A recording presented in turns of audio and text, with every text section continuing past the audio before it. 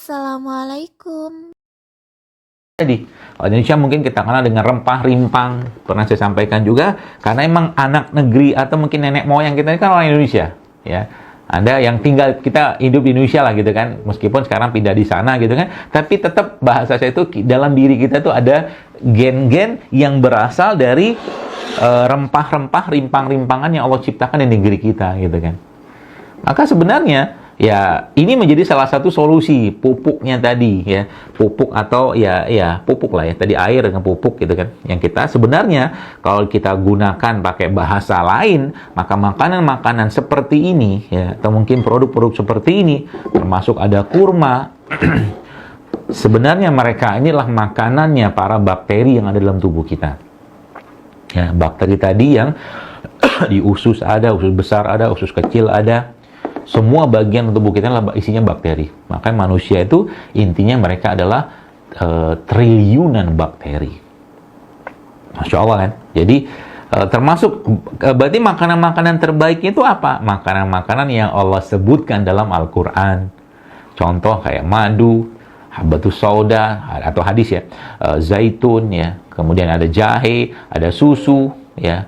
Kalau di sana Anda bisa mendapatkan susu-susu yang fresh milk atau grass fed, itu bagus untuk sumber lemak, meskipun ya banyak pilihan yang lain, misalkan susu kambing juga boleh gitu kan, seperti itu. Jadi yang disebutkan Allah dalam Al-Quran atau disampaikan oleh Nabi kita SAW, itu makanan-makanan terbaik ya. Kenapa saya membahasnya makanan ya, karena memang inilah yang missing atau hilang dalam dunia pengobatan sekarang ya. Jadi bicara tentang ngobatin penyakit, kalau makanan yang nggak diperbaiki sama juga bohong. Ya, artinya apa? Berarti kalau makanan diperbaiki, maka penyakitnya perlahan-lahan akan hilang. Dan Islam memberikan pedoman yang sangat mudah tentang itu, bagaimana memperbaiki atau membersihkan badan kita dengan protokol puasa. Ya subhanallah kan. Nah, lalu sekarang masuk yang ketiga. Udah hampir setengah jam 8. Masuk yang ketiga. Yang ketiga ini apa? Yang ketiga bakterinya. Ya, bakteri. Kan dalam tanah itu ada bakteri. Ya. Maka kalau saya lagi ketemu tanah, saya suka banget. Ya. Kemarin di rumah pas lagi ada kerja, baru beli tanaman gitu kan. Saya lagi orang Indonesia lagi suka menanam gitu kan. Tanam bunga. Saya juga lagi tanam bunga-bunga tuh, saya pindahkan dari abang beli di pinggir jalan gitu kan, toko bunga itu, lalu saya masukkan dalam pot, itu saya kerjakan sendiri tanpa pakai sarung tangan. Ya kenapa? Karena saya ngerti bahwa tangan saya ini butuh berinteraksi dengan alam, butuh berinteraksi dengan tanah. Jadi ngaduk sini, ngambilin segala macam, dan fine aja lah, nggak ada masalah. Ya, karena memang dalam tanah itu ada bakteri, di sini ada bakteri juga. Dan kita memang dasarnya dari tanah tadi sebenarnya. Sebagaimana yang Allah jelaskan dalam Al-Quran. Ya maka kata kuncinya apa? Berarti kita bisa menguatkan si bakteri tadi yang ada pada tanah dengan pupuk-pupukan tadi, ya. Atau kita bisa berikan tambahan pasukan bakteri tadi yang kita kenal sebagai probiotik itulah. Probiotik itu risetnya udah selalu sangat banyak, ya. Dan probiotik sebenarnya salah satu minumannya penghuni surga. Loh kok bisa? Ada kok dalam Al-Quran. Dalam surat Muhammad sudah Allah jelaskan bahwa di surga itu mereka mendapatkan khamar yang tidak memabukkan. Kan khamar itu kan produk probiotik, fermentasi kan. Maka kalau sekarang ibu bapak sekalian di Australia mungkin lebih gampang atau lebih mudah mendapatkannya. Jadi kayak pandemi sekarang ini, sebenarnya saya cuma kasih tips, saya kasih tips deh. Cari habatus sauda, ya, yang pertama. Lalu cari madu, ya, karena kan banyak madu juga tuh. Yang ketiga, cari probiotik, entah cair, entah apapun, pokoknya probiotik. Tapi saya lebih menyarankan yang cair ya. Kalau ketemu, nah itu minum tiap hari itu, terutama di waktu pagi dan sore. Ya, madunya mungkin dimasukkan dalam air, aduk-aduk, lalu minum dengan kapsul habatus sauda. Mungkin kalau di sana susah habatus sauda, mungkin bisa beli, titip sama teman-teman yang pulang ke sini, ya. Lalu minum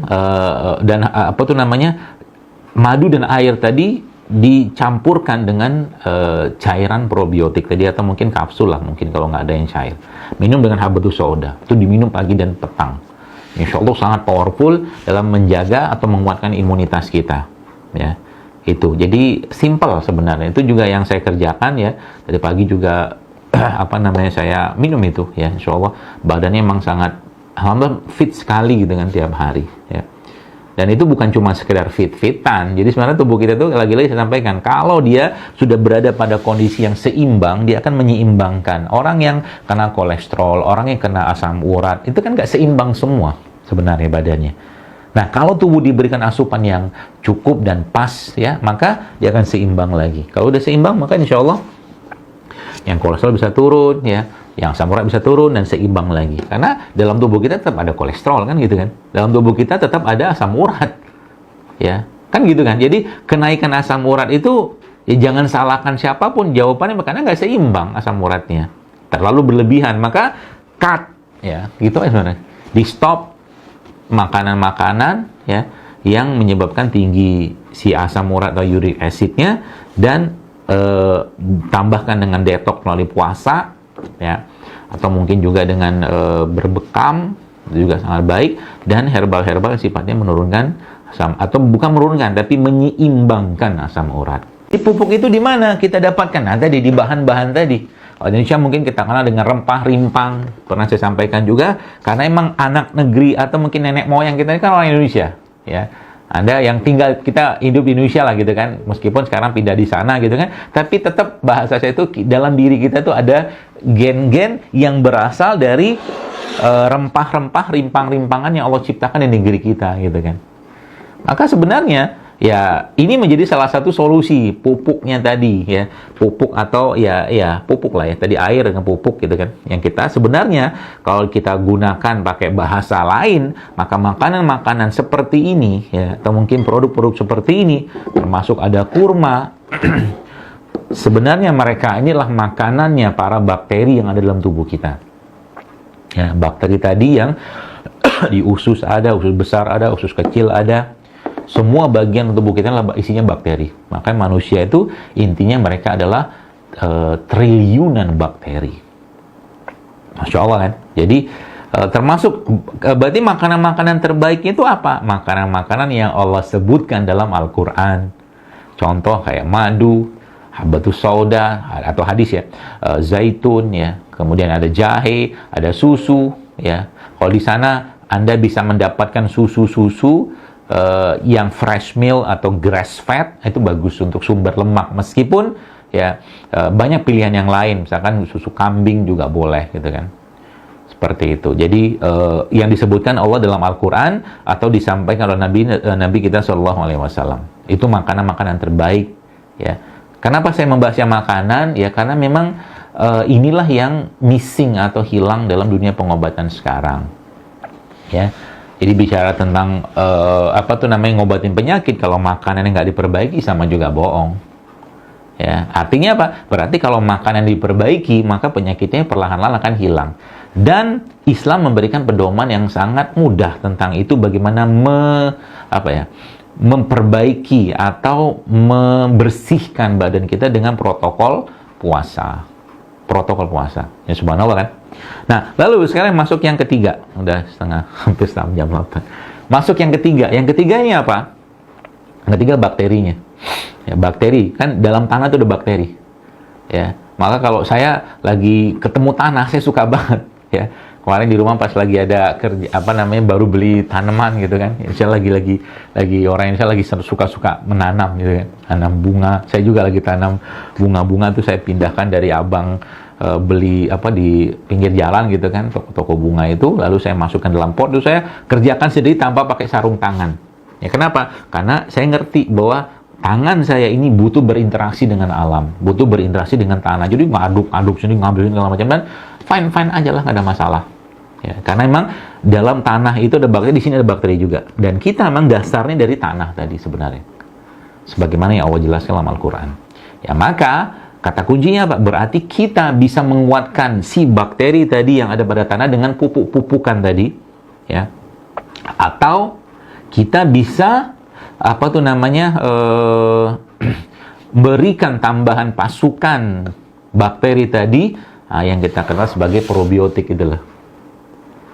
Probiotik itu risetnya udah selalu sangat-sangat banyak, ya.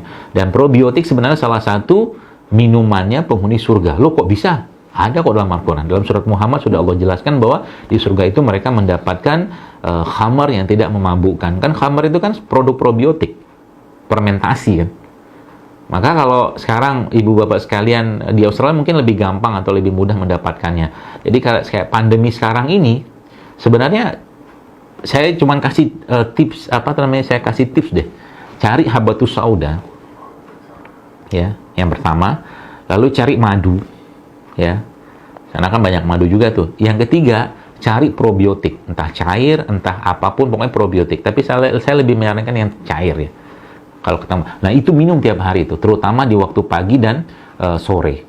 Ya, madunya mungkin dimasukkan dalam air, aduk-aduk, lalu minum dengan kapsul habatus sauda. Mungkin kalau di sana susah habatus sauda, mungkin bisa beli, titip sama teman-teman yang pulang ke sini, ya. Lalu minum madu dan air tadi dicampurkan dengan cairan probiotik tadi, atau mungkin kapsul lah, mungkin kalau nggak ada yang cair. Minum dengan habatus sauda, itu diminum pagi dan petang. Insya Allah sangat powerful dalam menjaga atau menguatkan imunitas kita. Ya, itu jadi simple sebenarnya. Itu juga yang saya kerjakan ya, dari pagi juga saya minum itu ya. Insya Allah badannya memang sangat, alhamdulillah, fit sekali gitu kan tiap hari ya. Dan itu bukan cuma sekedar fit-fitan. Jadi sebenarnya tubuh kita itu, lagi-lagi saya sampaikan, kalau dia sudah berada pada kondisi yang seimbang, dia akan menyeimbangkan. Orang yang kena kolesterol, orang yang kena asam urat, itu kan nggak seimbang semua sebenarnya badannya. Nah, kalau tubuh diberikan asupan yang cukup dan pas, ya, maka dia akan seimbang lagi. Kalau udah seimbang, maka insya Allah yang kolesterol bisa turun, ya, yang asam urat bisa turun dan seimbang lagi. Karena dalam tubuh kita tetap ada kolesterol, kan gitu kan? Dalam tubuh kita tetap ada asam urat, ya, kan gitu kan? Jadi kenaikan asam urat itu, ya jangan salahkan siapapun jawabannya, karena nggak seimbang asam uratnya, terlalu berlebihan, maka cut, ya, gitu ya sebenarnya. Di stop makanan-makanan ya yang menyebabkan tinggi si asam urat atau uric acidnya, dan tambahkan dengan detox melalui puasa ya, atau mungkin juga dengan berbekam, itu juga sangat baik. Dan herbal di kerjaannya ada yang stres, pokoknya macam-macam lah, segala stres tadi ditanyakan ke teman-teman. Saya simpulkan kayaknya manajemen stres itu gimana? Bagus sih tanya. Manajemen stres ya. Manajemen stres ya, atau manajemen emosi itu ya dikembalikan kepada konsep-konsep yang Rasulullah sudah ajarkan ya. Ketika kita stres, ada kalanya kita sedih, kan gitu. Ketika kita stres, maka ada kalanya kita marah, kan gitu. Kalau sedih ya, Nabi memberikan pedoman kepada kita dengan doa. Salah satunya, Allahumma inni a'udzubika minal hammi wal hazan wa a'udzubika minal ajzi wa kasal, dan seterusnya. Kalau lagi marah, Nabi katakan apa? La taqtaf. Kalau marah segala macam, berwudu, tenangkan diri, ya, sholat 2 rakaat, atau mungkin berbaring, kata Nabi. Itu manajemen stres syar'inya. Ya. Terus bagaimana caranya? Secara kita ya, secara keseharian kita untuk mengatasi itu, ya, maka subhanallah ya.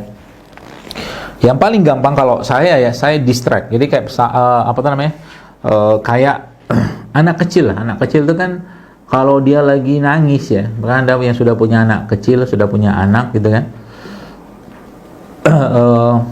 Ketika anak itu nangis ya, anak yang nangis itu, teman-teman sekalian, itu bisa bikin orang tuanya ikut-ikutan stres dan nangis juga, atau mungkin marah kan gitu ya. Bahkan maaf gitu kan, kalau tidak paham ilmunya, anak itu malah ya dimarah-marahin, bahkan maaf dipukul mungkin ya. Semoga tidak. Maka biasanya orang tua yang paham, ketika anak lagi kayak begitu, lagi nangis, lagi emosinya berlebihan kayak begitu, apa dikerjakan sama dia? Dicariin permen, dibeliin permen, dibeliin es krim, ya. Subhanallah ya. Dibeliin es krim. Nah, itu pola, namanya pola pengalihan. Jadi kalau teman-teman misalkan lagi ada kerjaan di kantor gitu kan, atau mungkin ada tugas beban yang agak menyita pikiran kita, luangkan waktu sebentar, 10 menit, 15 menit, gak lama kok ya. Untuk mengalihkan sebentar ya. Contoh mungkin paling gampang, kita melihat foto-foto lagi mungkin lagi camping, lagi apa, mungkin salah satu, atau mungkin bermain ya, mungkin dengan keluarga, dengan anak, dengan kalau adik, kakak segala macam, permainan-permainan dulu yang zaman dulu kita mainkan waktu kecil gitu kan. Yang zaman kita tuh nggak ada stres-stresnya. Itu salah satu caranya. Di distract namanya itu, dialihkan ya. Dengan dialihkan seperti itu salah satu cara untuk kita tidak terjebak pada tadi perasaan atau emosi yang sedang bermasalah akibat stres tadi. Itu salah satu cara yang paling mudah. Atau yang paling itu lagi ya, salah satu caranya itulah berbuat baik ya. Itu juga tidak kalah baik ya untuk mengatasi manajemen atau stres kayak begitu. Contoh mungkin begini, ini kayak misalkan ya, realnya nanti kalau teman-teman mau coba silakan ya. Anda hari itu misalkan lagi pusing banget, lagi banyak banget kerjaan segala macam ya. Lalu Anda minta ketenangan, tentunya dengan doa ya, kita berzikir, baca Quran segala macam kepada Allah, seterusnya kayak begitu.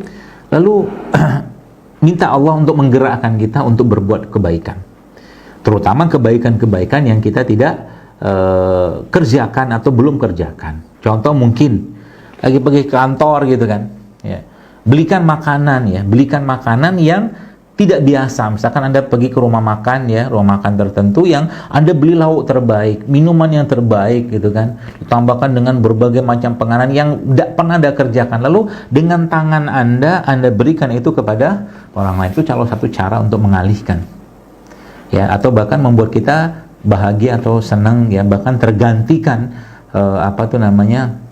perasaan yang tadi stres atau berbagai macam yang tidak nyaman tadi itu dengan kebaikan yang kita lakukan tadi. Dan semakin banyak itu kita kerjakan, Masya Allah ya, semakin terkendali jiwa kita ya, dia teralihkan, jadi tidak masalah ya.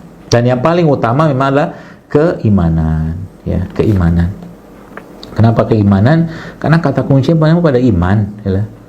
Ya, kalau imannya nggak terjaga, nggak dijaga ya, bagaimana cara menjaga iman? Itu banyak lah, dengan makanan halal, harta halal, makanan toyib segala macam, mengisi dengan ilmu-ilmu syar'i segala macam, itu salah satu caranya. Sehingga nanti ketika ada muncul masalah, ada muncul apapun, yang kita masih tetap bisa berpikir jernih gitu loh ya. Saya misalkan, apakah saya ada bawaan pengen marah, atau mungkin ya manusiawi kadang-kadang pengen marah juga ada ya. Tapi kalau udah gitu biasa saya menarik diri maksudnya saya menepi, diam gitu kan, nggak banyak bicara ya, seperti itu. Jadi itu lebih tenang dan lebih nyaman buat saya. Saya kira mungkin itu teman-teman sekalian. Siangnya jeruk nipis peras madu, malamnya jahe kunyit. Apakah herbal tersebut ada limitasinya atau batasnya, dan apa efek samping atau kemungkinan terburuknya? Baik, ini bagus nih pertanyaannya. Jadi kalau sebenarnya gini Bapak Ibu sekalian, kalau seandainya aktivitas Anda memerlukan memerlukan energi ya, atau tenaga yang cukup atau di atas normal biasa orang yang beraktivitas, contoh mungkin naik turun tangga atau ke warawiri sana kemari ya, mungkin Anda perlu kayak suplemen. Jadi bentuknya itu kayak suplemen, sebagaimana Anda atau ada orang minum vitamin C. Bapak Ibu tahu ya bahwa kebutuhan vitamin C kita tuh sehari cuma 50 mg yang saya tahu. Anda bayangkan ada orang satu hari minumnya 500 mg atau bahkan 1000 coba ya, 1000 mg vitamin C. Dan akhirnya ketahuannya dari mana? Ketahuan dari urinnya akhirnya berubah menjadi kuning ya, itu kan tanda asam, dan memang vitamin C sendiri adalah asam. Jadi nanti kalau kita mau melihat indikator tubuh kita itu bermasalah atau tidak ketika kita mengkonsumsi sesuatu itu berlebihan atau tidak, kita lihat sendiri aja. Kok habis minum ini makin lemes ya? Kok habis minum ini tiba-tiba BAB saya malah nggak lancar ya? Kok habis minum ini katakanlah urin saya mungkin pekat banget? Nah gitu-gitu. Indikator-indikator ini yang Anda perlu lihat ya.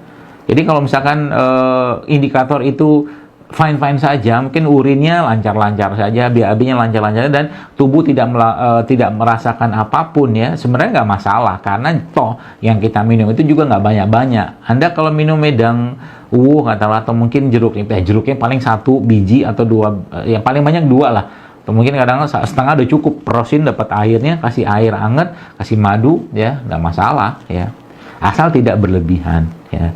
Kata kuncinya nggak berlebihan. Dalam minum wedang kunyit juga atau wedang jahe, ya jahe paling satu satu jari gitu kan kadang kan. Tapi ingat Bro sekalian, Anda kalau minum minuman seperti itu ya juga perlu naikkan konsumsi air putihnya. Ya, karena bahan-bahan yang ada pada bahan-bahan yang ada pada itu tadi ya, produk-produk tadi itu dia memerlukan air untuk dialirkan katalah ya. Maksudnya itu air itu pelarutnya. Jadi memang harus ekstra nambah minum air putihnya. Jadi air putih harus jauh lebih banyak sebenarnya daripada minum-minum yang tadi ya. Karena kalau air putih nggak banyak juga berat bagi tubuh kita akan mencernanya. Itu yang saya pahami. Wallahu taala alam.